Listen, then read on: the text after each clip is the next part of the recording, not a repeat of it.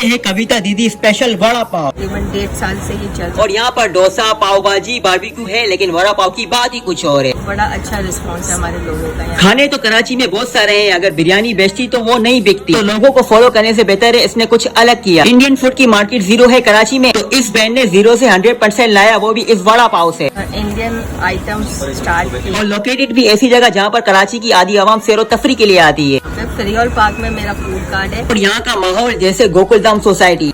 शाम 5 बजे से रात 11 बजे तक। और वड़ा पाव 150 रुपए, लेकिन इसका टेस्ट 10 आउट ऑफ 10। तो मैं ट्राई करने वाला हूँ कविता दीदी वड़ा पाव। और फिर हमने इस वड़ा पाव का ब्रांडेड वाला बाइट बनाया और उसको खाया, और भाई साहब मजा ही आ गया। ये है मलिर की ओजी रबड़ी लस्सी। आप किसी भी सोशल मीडिया प्लेटफॉर्म पर सर्च करके देख लो, बेस्ट लस्सी इन कराची। ट्रेंडिंग पर अजमेरी दिलबहार लस्सी ही होगा। कराची में लस्सी की प्राइस एवरेज 130 से 150 रुपए, लेकिन यहाँ पर 120 रुपए, वो भी रबड़ी के साथ। ये शॉप 1960s में एक छोटे से स्टॉल से स्टार्ट हुई थी। जब ब्राजील का पहले गोल मारता था तो जश्न यहीं पर होता था। आज जब एम्बापे गोल मारता है तो जश्न यहीं पर होता है। पीक टाइमिंग तो रात को होती है, लेकिन दोपहर को भी अच्छे खासे गिलास बन रहे होते हैं। और यहाँ पर 3 लस्सी बनाने के प्रोसीजर है। पहला पानी वाली लस्सी, दूसरा बर्फ वाली लस्सी और तीसरा गाज वाली लस्सी। फिर इसके ऊपर दही की मलाई और रबड़ी लगा देते हैं। इसके बाद बनती है 120 रुपए की क्लासिकल लस्सी। तो मैं ट्राई करने वाला हूँ रबड़ी लस्सी। फिर हमने इस लस्सी का ब्रांडेड वाला बाइट बनाया और उसको पिया, और भाई साहब मजा ही आ गया। ये है लियारी खड्डा मार्केट के ओजी बाबा बोटी वाला। और इस जगह के मुझे बिल्कुल समझ नहीं आती, पता नहीं कहाँ से जायके निकल रहे होते हैं। खुले आसमान के नीचे ये बोटियां बन रही होती है, और इस्तेमाल क्या कर रहे हैं, थोड़ा सा बारबेक्यू का सामान और बैठने के लिए चादर। स्टार्टिंग में तो इनके बेटे बना रहे होते हैं, फिर आते हैं इनके वालिद साहब, the man, the legend, the one and only अमीर अली, जो 50 साल से यहीं पर बेच रहे हैं। असल में मुझे पता नहीं था इसका एड्रेस यहीं पर है। मैंने किसी से कहा कि बाबा बोटी वाला का है, तो उसने कहा होटल के आगे। और इनकी सीखे तो पहले से ही बंदा तैयार करके रख देता है। जो भाई जिस सिंक पर हाथ रखे तो उसको हाथों हाथ तैयार मिले। इनका हॉट आइटम तो सिंक कबाब है, लेकिन मैंने कहा कि चिकन बोटी और कलेजी भी कर दो। जेब पर बिल्कुल हल्की पर सिंक 80 रुपए की है। तो मैं ट्राई करने वाला हूँ लियारी की बाबा बोटी। और फिर हमने इस बोटी का ब्रांडेड वाला बाइट बनाया और उसको खाया, और भाई साहब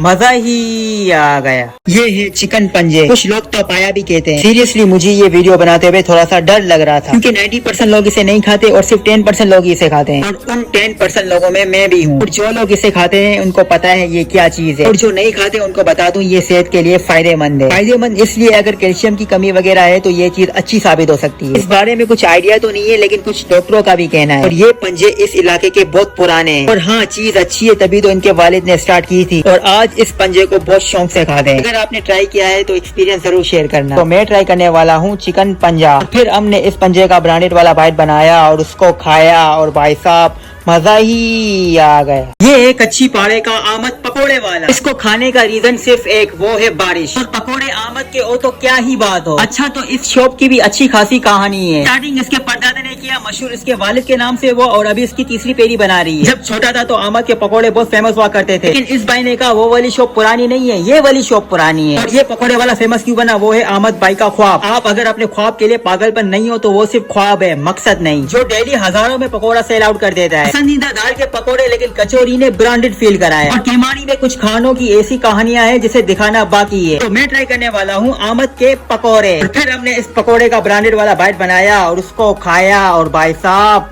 मजा ही आ गया। ये है कॉर्पोरेटिव मार्केट की चिकन बिरयानी। और यहाँ पर गेम सारा टाइम का है, पहले आओ पहले पाओ, क्योंकि 4 घंटे का खेल है, आइटम भी 3-4 ही है। और मजे की बात ये स्टेट किसी को पता ही नहीं है। तो होना यही था कि आपके भाई ने इस जगह को भी एक्सप्लोर कर लिया। यहाँ पर चने का पुलाव, दाल चावल तो थे, लेकिन यहाँ का हॉट आइटम चिकन बिरयानी। और इसकी क्रेजी चीज देखो, यहाँ पर छत वगैरह नहीं है, लेकिन इसके टेस्ट के सब दीवाने हैं। और एक अच्छी बिरयानी बनाने के लिए हमें क्या चाहिए, बजट नहीं, टाइम नहीं चाहिए, तो सिर्फ एक अच्छी नीयत। आप बिरयानी में कितना भी खर्चा कर दो, अगर आपकी बिरयानी में जायका नहीं है तो आपकी बिरयानी किसी काम की नहीं है। कम बजट में भी अच्छी बिरयानी, अच्छा टेस्ट बन सकता है जो आपके सामने मौजूद है। टाइमिंग 1:30 बजे से लेकर 4:30 बजे तक। अगर आपको मिल गया, टाइम से पहुंच गए तो आपका नसीब है। तो मैं ट्राई करने वाला हूँ मेमन बिरयानी। और फिर हमने इस बिरयानी का ब्रांडेड वाला बाइट बनाया और उसको खाया, और भाई साहब मजा ही आ गया। ये है मंडा चौक के चटपटी चने। और मैंने इस इलाके की हर चने की वीडियो बना दी, लेकिन एक चने की कहानी अभी रहती है, और वो है जीशान चटपटी चने। 1955 में स्टार्ट किए। और इस कहानी की मेन चीज है वो है कंसिस्टेंसी, जो 2008 से चल रही है। इस जगह पर इफ्तिताह हुई है 2008। और ये चलने वाला कोई ओवरनाइट फेमस नहीं हुआ, अगर हो भी जाता तो ये 1 महीने में डाउन हो जाता। लेकिन कंसिस्टेंसी और चीजों को बेहतर से बेहतर चीजें करने से जायके में बेहतरी आई। चटपटी चने की एक खासियत होती है, अगर रोगन अच्छा हो तो वो चने भी अच्छे अच्छे होते हैं, लेकिन इसको आप सिर्फ चने और सलाद के साथ भी खा सकते हैं। और इतवार के दिन तो प्याज और खीरा बैकअप पे बन रहा होता है, डिमांड है भाई। तो मैं ट्राई करने वाला हूँ मंडा चौक के चने। और फिर हमने इस चने का ब्रांडेड वाला बाइट बनाया और उसको खाया और भाई साहब